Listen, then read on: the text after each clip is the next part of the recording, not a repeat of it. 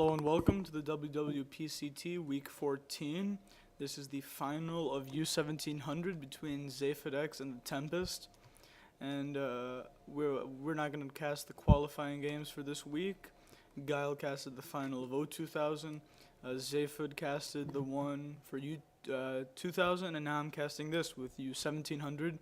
It's a bit late, so sorry for that, but I've been having some technical difficulties along the way, and it just pissed me off. So finally getting to it now. And Zaphod actually put the live gameplay of this up on his channel, which was a nice watch. It's entertaining. And before this really kicks off, I want to say, if you like this channel and these videos, please like and subscribe because it helps a lot. So anyway, the Tempest won the qualifiers, which is very impressive because they were 3 rounds. And he beat some good players on the way here. And the first round was a single elimination with Salt Rock Colony, and then the next 2 were best of 3s, so I give him great credit for making it through. He dropped 2 maps on the way up here, both of them on Tag Craftiest Maximus, so apparently he doesn't like that map. But that doesn't really matter. And Zaphod is the defending champion, so this is going to be interesting. And Zaphod always favors Seraphim, while Tempest always favors Aeon. So it's going to be nice to see. We have first 2 land for Tempest, and we're going to have first land, second air from Zaphod. And he's going to make another factory with this engineer as well at the same time. So this is an interesting build. And wait, how many is this? Oh, he's going to make that now. So it is 8 power generators. That's very heavy on power, actually 9. He's going to have 10 by the time he gets his second factory. So that's actually an insane amount of power. Not sure what he's got in mind. And now making 2 factories, his eco might suffer a lot. Looks like he's got a very nice balance. He's only stalling by 1. So if you got this NG to reclaim, it would fix itself.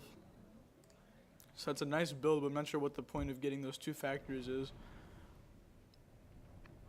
See Tempest starting much later on his factories.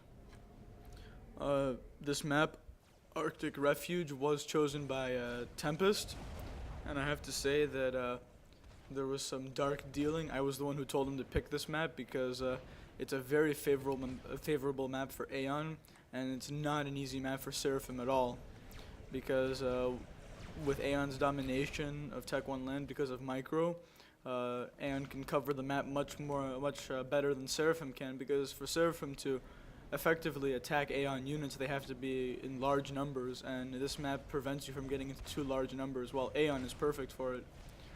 So I told Tempest to choose this map. It was the only advice I gave him, though, so not saying that I did anything else. And that was some good defense from Tempest, although he did lose a mech. It's not really a big deal. He is getting to the middle. Both players getting to the middle, actually. And they should really be going for the mass right now.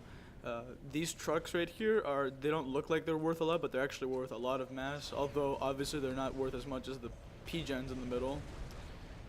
And he's taking a lot of damage to the face where he doesn't really have to. He's taking out the point defense at range. Now he's managed to kill it permanently. Zaphod is taking care of the other one for him. And they're both going to be killing the same point defense, so some teamwork.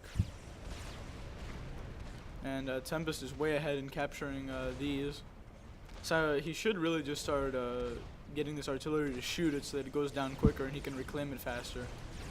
And Zaphod is going after these trucks, which is the faster way to get mass. Although if you can get these, you are in better shape, but the trucks are worth quite a bit as well. And now a big raiding party from Zaphod. Actually, this is all defensive. That was a massive protection detail for that engineer. And Zaphod is going to try to keep his units away from Tempest ACU, but Tempest has him surrounded. Only these buildings are protecting Zaphod from getting run over. And now we have some fire coming down on this, so the Tempest is going to get a massive boost in mass. See the mass just soar up, and suddenly he can't spend it all. That was a great boost to his economy. That was like a shot of coffee, as I like to think about it when you reclaim something massive. But this is interesting. Zaphod has skipped the middle, and he's going straight around the edge here. There's a lot of Selines, though, so the force must look a lot bigger than it is. Only about 5 tanks, and actually, no, yeah, 5. And scouting from Zaphod, so this is nice. You should always be scouting with an air unit. An interceptor, at least before you move in. just allows you to dominate battles. And this T2 Pigeon has gone unreclaimed, and if Tempest has managed to spend all that mass from before, what you can do is you can either make a whole bunch of units with the mass, or you can make some T2 mexes and try to get ahead in eco. But in any case, we can see Tempest with 3,000 reclaim, and Zaphod with 1,600, so about double for the Tempest, almost double. And he's raiding quite hard, so this is why Aeon is great on this map. Flat terrain, fast units, and in flat terrain with big open spaces like this, it's very difficult to play against Aeon, especially the Tech 1 level. Although at all levels, Aeon will be pretty dominant on maps like this. And you can see here, Zaphod's units don't even get to shoot, they're just getting murdered, and Tempest takes barely any losses there. And map control now definitely shifting in Tempest's favor. And see on both expansions it looks pretty even, although Zaphod is going to be losing them pretty fast. We see Tempest in a better position on both of them. And this is really nice. Having his forward factories next to the mass extractor is going to get any bonus that he possibly can. So that's good micro from the Tempest. Doing the same up here as well. And we are going to get a little bit of a break in the action. Both ACUs will meet each other again. And a lack of intel, it seems. Although, no, forget I just said that. Zaphod can see everything. So great pickup from him. And he's going to try to end the game right now. You can see he realizes that he's in a bad position. But a Tempest with a good maneuver here. This is classic. You just move in and massacre everything while it's targeting your ACU. Although he hasn't really done that successfully. He's down into the red. And he's on very low health here. Zaphod is going to probably be able to win here. He just needs a few more shots, just two. Zaphod is now below 2,000 and they both get killed. So it is a draw. Tempest was in a much better position there, but he didn't micro properly right at the end. If he had just moved everything in a straight line forward, he would have been able to finish Zaphod off. But in any case, it is a draw now, so no one is able to claim an advantage in the series so far. And we'll move on to the next game, which will be a map chosen by Zaphod, the defending champion. So we'll do that in a second. And here we go with game 2. This is on hard FFA, which is Zaphod's favorite map, it seems. He always ends up choosing this at some point. And this is unique because this is the first time I think that I've ever seen Zaphod play something besides Seraphim. And I think it's the first time I've seen Tempest play something besides Aeon. So they both get a little bit of a switch, both going UEF. Kick it up to +8 while they get their drones because it's really boring to watch. And now back to +1. So this map is really important what happens early on, and you always want to pick UEF because you can get that drone. And Tempest was running away, but looks like he wants to stay next to Zaphod, so they're both going to sit there for a little bit. And drones are sent to the opposite ends of the map, so no one's going to get a real advantage there. And as I said, Tempest is going to be following Zaphod, it seems. And here a good move would actually be to give the assist order to your opponent's ACU, because you can actually do that. It's a little known fact, but if you manually press the assist button on the toolbar, which is somewhere over here, or you can just use the I key, you can actually assist your opponent's units, and then that's like a free tracking mechanism. So if there's like a stealth unit that you want to track, you just take an interceptor and have it assist your enemy's unit, and it'll just follow it around. So if you really want to make sure that they can't get away, Tempest could have just given an assist order to Zaphod's ACU, but he has not done that. In any case, they've both reached the same area of the map, and neither player is going to put anything down. At least I wouldn't expect them to, because it would just get instantly killed by the other person's ACU.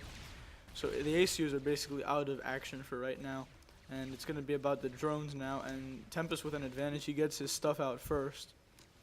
He gets his first factory down, and uses the drone to assist the factory, so that's good play from Tempest. And in this situation, in hard FFA, you can make all power with your engineers at home and just reclaim what you can while you're fighting the opponent's ACU. Like these rocks right here are actually worth quite a bit. So if Tempest wanted to supplement his early mass, or if either one of them wanted to, they could just start reclaiming these while they're fighting. But they're not really doing that. Now some chest bumping, giving each other some support there. And Tempest is still following Zaphod. They're both on almost identical health. And now scouts from Zaphod in both directions. That's good play. And this is also good play. An anti-air straight out of the factory for Tempest. He's going to be looking for the drone to see if he can kill it. That would force it to be rebuilt on the ACU. And now the big question is, will Tempest continue to chase, or is he going to back off? Because if he continues to chase, it could be a draw. or it could just be the ACUs not being involved and it just being all about the drones. Drones, not drones. I'm not Russian. And now a quick change of direction from Zaphod, and Tempest also changes. So Tempest is very intent on chasing him down. And now Zaphod sees that the base is down here, and he's got mech marines rolling in. There's nothing to stop them. There's an anti-air gun and a whole bunch of engineers. So right now Tempest base is extremely vulnerable to these two mech marines that are running in. The ACU is coming back, and he needs to make some mech marines of his own if he wants to survive this. He's not. He's just staying with engineers, and this is going to be bad for him. So Tempest tries to reclaim some of them, but he's not being successful. And still, now he's just spamming engineers as hard as he can. He needs to make mech marines. What is he doing now? He's losing so many engineers here. A third mech marine gets involved, and the drone from Tempest is running around randomly. And the factory is blocking the shots of this mech marine. He should just micro it away, but it's not moving. It looks like it's stuck on that rock or something, and it has finally gotten killed, but not sure by what actually. A tank now out for Tempest. The engineer mech marine continues, and the engineers reclaim it. Zaphod now getting himself into trouble. A point defense being spammed up very rapidly for Tempest. He's not going to be able to go in there. Has to run into the water. And now a nice drone from Zaphod taking the other side of the map. He realizes nothing from Tempest is going to be over there since he didn't see anything while they were fighting. And anything going over there would have had to go through his ACU. So now, what could happen now is one of these players could control K and get a draw. But that's a kind of a cheap-ass thing to do, especially when both of them are in a position to continue. Although, for Zaphod, it might be a good idea, actually, because they both... Zaphod is very far behind in terms of building stuff. So maybe control King and getting a draw would be the best move for him, because then he wouldn't give anything up. Right now, he's in a very bad position. He's standing to lose all his stuff in his base. He needs to get that point defense up. He shouldn't be wasting time with other things. Just put all your build capacity on it. And I'm being serious. He should just take his ACU and control K. He would kill Tempest. Well, actually, no. At this point, he wouldn't do that. So he missed his chance to do that, because at this point, Tempest would survive with like 100 health. But the opportunity was there, and now not taking it, Zaphod is going to have to bring himself back from a very hard position right now. Hard position on hard FFA, that's the way he is right now. This tank could actually sneak around the side here and avoid the point defense. That could cause a lot of damage. And Air Factory seems to be of high priority for Zaphod right now. He's trying to get that out. And now Naval Factory for Tempest being made by his drone. Maybe he's going to try to get some submarines. That'd be a good move.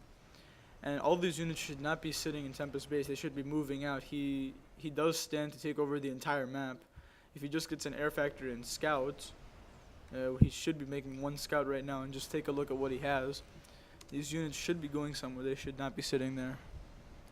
Because right now Tempest just has 1,000 times more than Zaphod does. So if he moved in now, he would win the game. If he just sent a few units up here, there would be no way Zaphod would react in time, because he doesn't have any intel. And then if he sent most of his stuff up here with some RD, he would easily take this over. But the longer he lets Zaphod do his thing, the more at risk he is of not being able to take his window. And that would throw away a one game for Tempest. He doesn't want to fight any harder for this than he has to. Because preferably you want to get a win when your opponent chooses the map, because the way it works is you try to win on the maps that you choose, and you try to get some results from the maps your opponent chooses. Draws are okay there, but winning on a map that your opponent chooses is always an advantage in these best of 5s or best of 3s or whatever. This is a best of 5, what am I saying? And here at minute 10, no shots have been fired for the last like 2 minutes, and finally some units moving out for Zaphod. And this map is actually very rich in reclaim. People tend to forget that, but there's actually a huge amount of reclaimable rocks here on this map that you definitely want to take advantage of. You don't want to let them go to waste, and we can see Zaphod taking advantage of that, upgrading mechs. He's got one already, Tech 2. And you can see Tempest is a little bit too used to playing Aeon, and he's retreating. With UEF on UEF, it's all about who has more, and it's just smashing into your opponents. At least that's the way I play it. I'm sure there's some positioning that I don't understand, but in any case, UEF on UEF, it's not really about keeping your distance unless someone has a lot of RD for whatever retarded reason. doesn't really help you. And now we see some fighting between torpedo launchers. This is like a point defense war, but with torpedo launchers. That's something you almost never see, but I guess you would see it on this map. And Tempest is going to take over the pond, it seems, and that's going to be difficult for Zaphod to deal with. That's going to be 8 extra mass extractors that Tempest will have that Zaphod really won't be able to touch unless he gets torpedo bombers, which aren't worth it to kill Tech 1 mass extractors. But a very nice eco for Zaphod, and he's taken over Tempest in terms of economy, and I think from a 1 game, it's now a lost game for Tempest, because you can see on both sides, Zaphod amassing lots of units, and you can actually use the terrain here if you're on this side, or if you get on one side first, you can easily kill the units as they try to come through this bottleneck. It's the same over here. Actually, in all these locations, there's bottlenecks that units can't go, because they can't get around here very easily. In any case, it's going to be a massive bottleneck that you can easily take advantage of. And your Tempest will never get into this base. So many point defenses and units, and it looks like Zaphod is just moving in, although the positioning here might be kind of bad. More compact force from Tempest, and I'm not sure why he retreated there. Well, actually, no, now Bomber's coming in to soften up the units.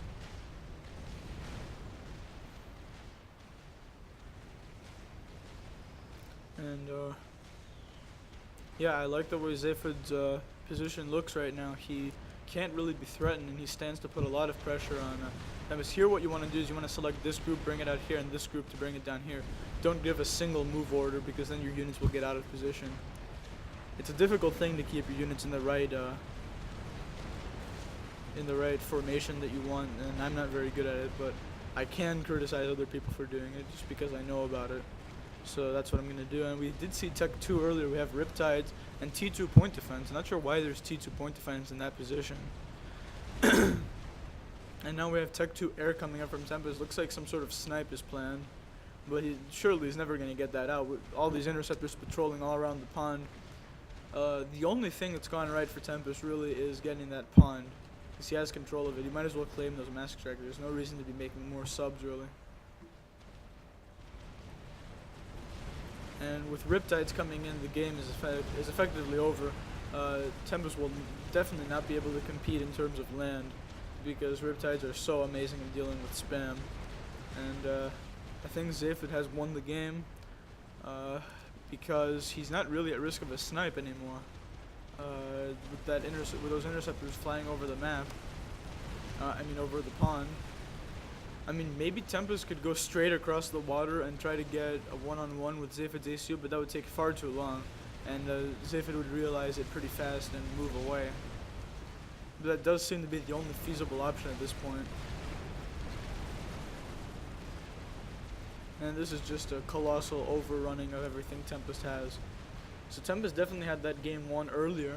He just didn't take advantage, and I guess he wasn't aggressive enough because he ended up losing, and he didn't spam hard enough. It doesn't look like he reclaimed much of his base either, which is definitely a mistake on this map. Now focus fire from Zaphod on Tempest ACU, and that's going to be game for sure. Tempest goes down, and Zaphod now after game 2 has taken an advantage. It's now 1-0-1 to Zaphod, and that puts the pressure on Tempest because Zaphod once again gets the next map choice. So we're going to move on to game 3 in a second. Okay, so game 3, and I really need to get a new sound recording program because Audacity is starting to piss the hell out of me.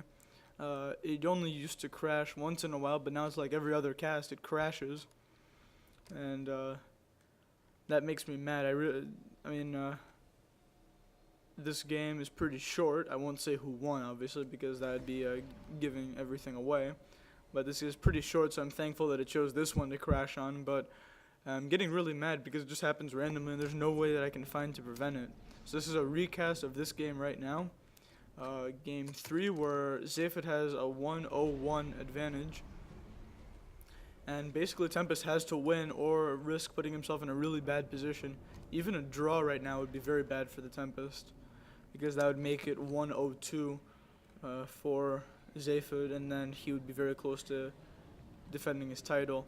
So basically it's a must win for Tempest. If he does win, he's in a good position once again because it'll be all square. And we're going to focus on the builds now. First land, second air from Tempest, and first 2 land from Zaphod.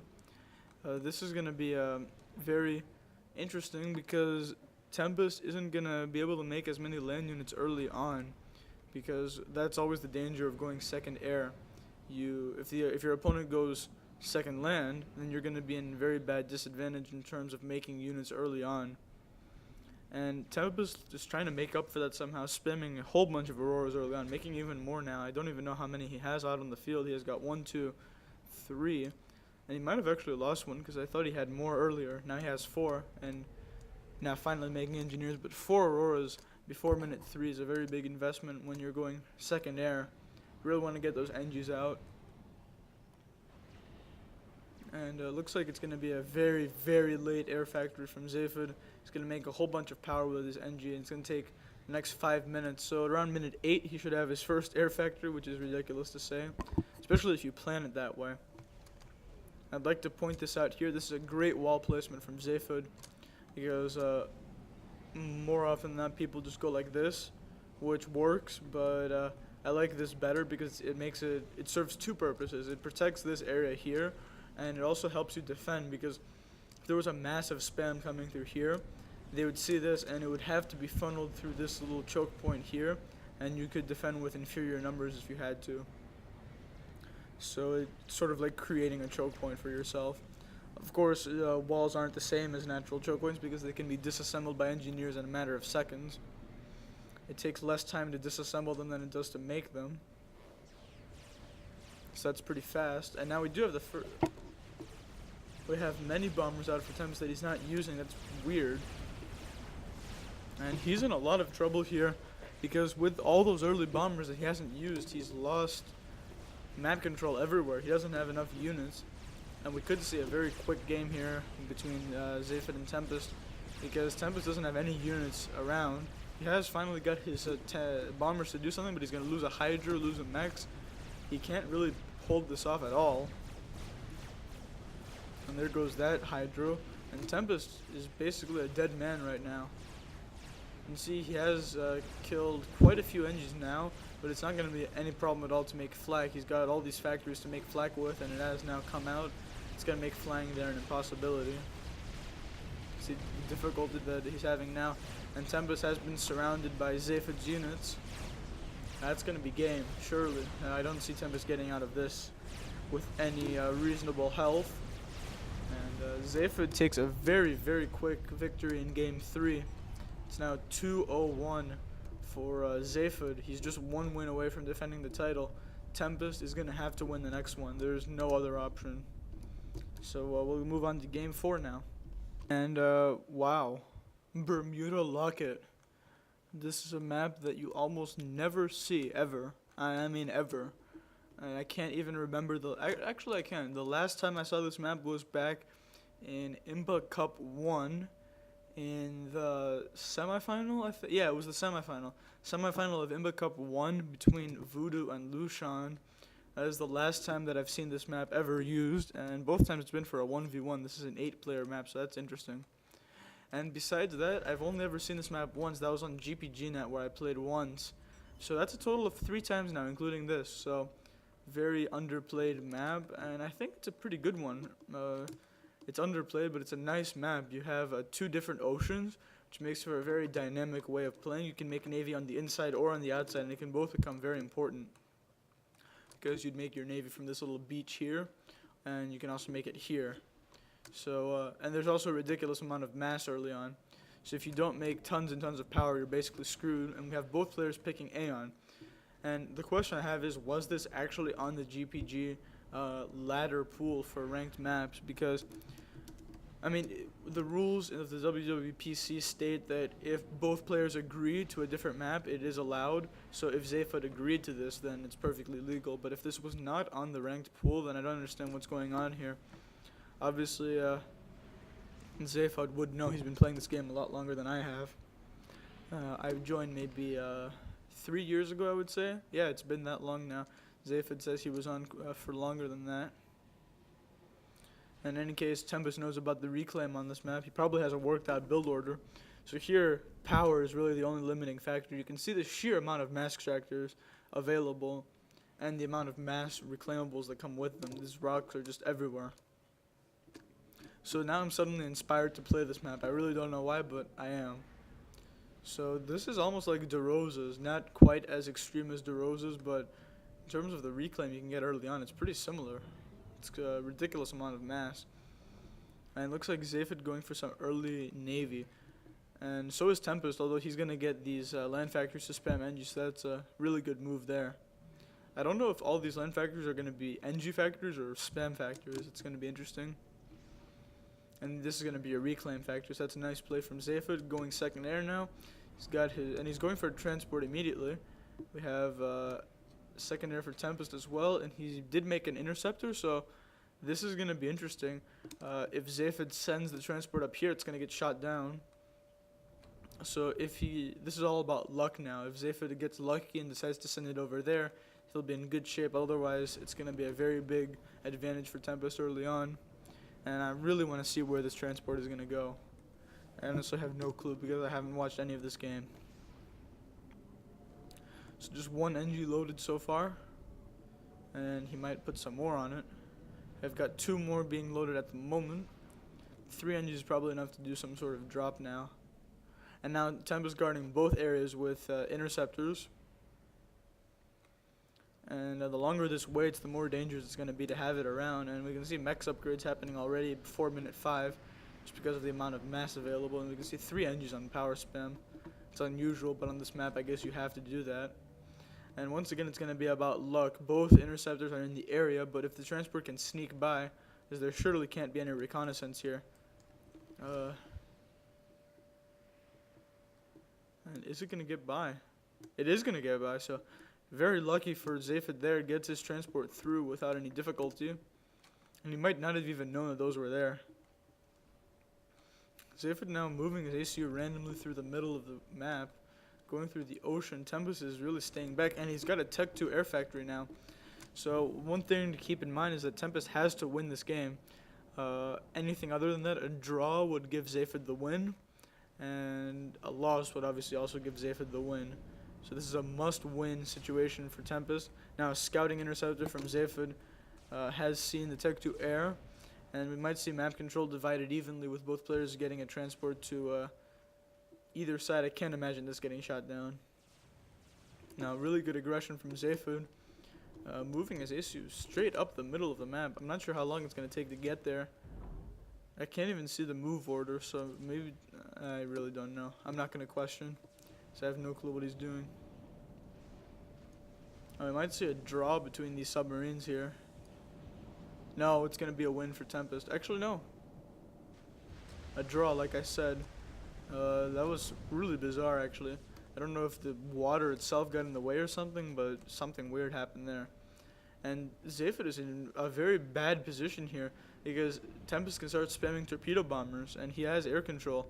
Torpedo bombers now would put Zaphod in a very bad position. He would have to go Tech 2 land or something and get some mobile flak out there. And that would certainly not be in time. And he can't really get air control at this point because swift winds are going to effectively guarantee it for Tempest. So if Tempest recognizes this in time, which there is absolutely no way for him to know that that's there. He can see these, but he probably just assumes that those are Auroras. And we are going to see map control divided evenly between both players. The difference, of course, being that Zaphod is sending all this stuff straight up the middle. And if Tempest recognized that, he would be raiding all over the place. He would be sending his units around here. Well, Tempest not really spamming that many units. And at this point, I really would like to see torpedo bombers from Tempest. He just put his whole economy into those. Of course, shards are always an option for Zaphod. The Tech 1 attack boats from Aeon. Very, very good anti-air for what they give you, and they're very fast as well. Actually, I heard someone say that they might be the fastest naval unit in the game, although I can't remember if that was for sure. So, correct me if I'm wrong on that.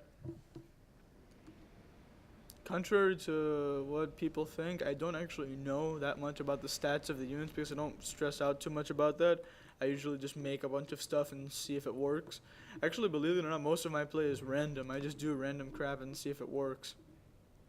But we do see more submarines out now for Zaphod, it seems. Yeah, he probably has more. Now Tech 2 as well, so this is really ridiculous. Zaphod putting all his energies into going straight up the middle. The difference, of course, is that there's Tech 2 air, and that means effective air control for Tempest, so you could probably use air to defend on all fronts. And I did see Tech 2 earlier. We have a Tech 2 land factory here, so point defenses. So that's surely going to put an end to whatever action could have gone through. Zaphod could have pushed through there. I'm just talking gibberish now. Please ignore me. Please ignore me until I organize my thoughts a little bit better. We have Tech 2 Navy for both players. And Zaphod getting some sort of upgrade. I can't imagine him getting a gun upgrade at this point in the game underwater for so long. He must be getting Tech 2. And moving into an enemy base when there's this many subs there could be a very costly maneuver for Zaphod. And a huge amount of power for Tempest. At this point, it's really good to just start reclaiming all your Tech 1 power. You don't need it anymore. When you have this much Tech 2, just reclaim it. It's free mass sitting there, and it's just wasting space and unit cap. Tech 1 P-gens are really inefficient when you think about it. 75 mass for just 20 power per second. It's not really worth it. Might as well go for the bigger guns and just reclaim those when you don't need them. But in any case, Tempest probably thought about this for a while and going Tech 3. So maybe when you're going Tech 3, having any extra power is a good thing. So Zaphod has surely seen that by now. And he must realize that this is his opportunity to move in. If he brings the Auroras in first and kills all the torpedo launchers and engineers, the rest would be pretty easy. So submarines and destroyers could deal with the rest. Destroyer now being produced for Tempest as well. I wonder how the ecos are doing. Tempest sitting on 76? Yeah, I'd say 76. Zaphod on well above 100 here. 117 it looks like. And more reclaim for, wait, was it more reclaim? 18,021. So more reclaim for Tempest, but when you're that far behind on mass intake, it's difficult. And just really going after these Tech 2 power gens. This is where reclaiming your Tech 1 could be very helpful if he needs that extra mass. I don't see Zaphod being able to push through this end right here. Tech 1 and Tech 2 point defenses are going to easily cover this choke point here, because it is a choke point. You see, you have to force your way through that narrow little area there. It's easy pickings for Tech 2 point defense, and we really haven't seen any action at all in this game. The only exciting moments were with those transports, but it's basically been both players building up for the past 10 minutes of the game. And Zaphod should probably think about pushing in, because he can't just sit there and let the destroyer kill his stuff. 4 kills now. And it's just, against static Auroras, they have no chance against this destroyer. Aeon destroyers are very accurate. Well, I guess all destroyers are accurate against stationary targets. But in any case, well, we have got Tech 3 air for Tempest. So maybe some Tech 3 torpedo bombers. That could probably kill Zaphod right now. Although he still has no way to know that he's in there. We're about to get Tech 3 sonar for Tempest. That's going to give him coverage of the whole map. Now we can see the entire ocean of and see what's going on in there. Now he's going to see a massive force coming in. Just to check submarine numbers, 8 Vespers. That's what they're called, right? Yeah, Vespers. 8 Vespers versus 2. So in torpedo capability, Tempest with a massive advantage, but he's not going to be able to contend with all these Auroras. They're going to kill all the torpedo launchers and all the engineers. And he's going to lose the Tech 3 sonar almost as soon as he built it. And is this going to be GG? I don't think it will be, though, because... oh, wait, cruisers. Cruisers are going to put an end to any fun that Tempest could have with air. And this is just obscene. Although if he focuses down Zaphod's naval units, so the submarines, he could kill the rest of the Navy. And now just making gunships to save his life. And I can't imagine Tempest recovering. So I think Zaphod, we can safely say, has defended his title with some very strong play now. Pushing all over the place. The only place he hasn't been able to push, once again, the only thing that went right for Tempest is the left-hand side, but the rest of the map is all Zaphod. And Tech 2 point defense is being spammed up at a massive rate here. But they're surely far too late. You can see the Tech 1 units already in the middle of Tempest base, although they are getting stuck on this little mountain here. terrain getting in the way of Zaphod. Quite annoying. But no need to analyze anymore. This game is over. I mean, even if Tempest somehow killed all this, well, I'll leave it to your imagination, actually. Might survive a little bit longer, and restores now for Tempest. That could help him survive a bit, but honestly, there is no way back for him. And we're just going to wait to see some game-winning strategy from Zaphod. We have Tech 3 Air for him as well. And ASF's now being produced. I wonder if he has the power for that. He doesn't. He's going to stall pretty fast. But as I say, it matters not. Actually, this restore might get itself in trouble here. And it is just a target fire on Tempest ACU. He's trying to get out with a transport, but that's not going to get finished. I can't imagine that getting finished at all. So I'm not sure why he's still fighting. He has no chance. I mean, maybe if he got out with that transport, he could move to the left. But it's just going to be the dance of death now for Tempest. And I have to say, I'm very impressed with Zaphod's play in this best of 5. He's going to take it 3-0-1. He hasn't lost a game yet. Actually, Tempest with a very convenient veterancy boost. But the gunships now for Zaphod are going to put an end to these shenanigans, as well as the destroyer.